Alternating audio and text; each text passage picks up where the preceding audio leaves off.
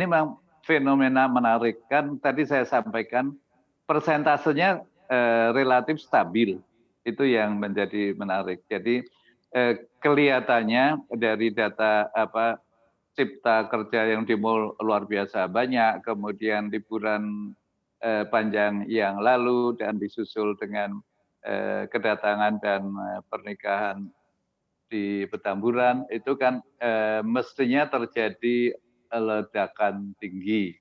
Ini yang tidak terjadi. Jadi kelihatannya penularan di beberapa peristiwa tersebut ada, namun tidak dramatis, satu.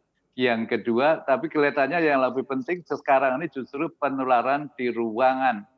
Jadi penularan di pesantren itu tinggi, penularan di gereja, penularan di kantor, penularan di pabrik buruh, buruh-buruh pabrik, penularan di asrama. Nah, itu kelihatannya amat signifikan kenaikannya. Jadi yang lebih harus kita perhatikan di situ. Sedangkan yang telah terjadi ini memang ada kenaikan kalau kita melihat laporan-laporan, walaupun ternyata sebagian dikoreksi, misalnya Tebet naik 50, ternyata 5 gitu ya. Jadi memang kita harus berdasarkan data yang valid, harus check and cross check. Jadi pertama, apakah benar bahwa kenaikan persentase itu amat sangat sedikit, itu perlu dicek and recheck.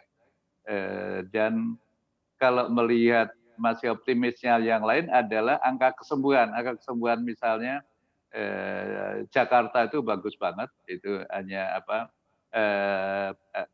kesembuhannya tinggi sekali dan angka kematian hanya 2%. Dan sekarang yang perlu dibantu kelihatannya Semarang.